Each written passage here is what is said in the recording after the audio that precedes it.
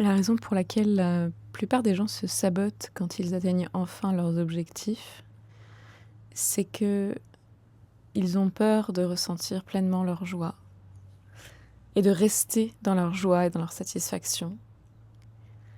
Il y a quelque chose de douloureux dans le ressenti de la joie, quelque chose d'inconnu aussi. Ce qui est douloureux, c'est souvent le deuil qui va avec, le deuil de tous ces moments où la joie n'a pas pu être là. Et aussi le deuil d'un confort, de certaines habitudes, de certaines manières de penser, de certaines certitudes qui créent une sensation de sécurité. Et la joie, c'est un sentiment tellement grand qu'on peut avoir l'impression qu'on est trop petit pour le contenir. Et en fait, il n'y a rien à contenir, il y a juste à ressentir et faire confiance. Mais c'est plus facile à dire qu'à faire, évidemment. Je pense que en Occident, on a tellement de richesses matérielles, intellectuelles, on a tellement accès à plein de choses.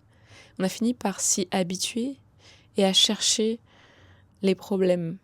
Je vois aussi dans les relations qui pourraient être tellement saines et simples et douces, comment on peut créer du drama, entre guillemets, pour se distraire, comme si on était inquiet de s'ennuyer, parce qu'il n'y a pas assez de problèmes, parce que nos besoins matériels sont nourris. Et ressentir de la satisfaction, ressentir de la gratitude, ressentir de la joie pour ce qui est déjà là dans notre vie, plutôt que de courir après la prochaine chose, c'est une forme de résistance à un système qui nous enferme dans une forme de violence intérieure et extérieure.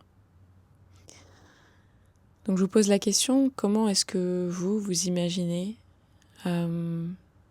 amener plus de joie ou laisser la joie rentrer dans les moments où elle est là et vous imbiber de cette joie, la laisser rayonner autour de vous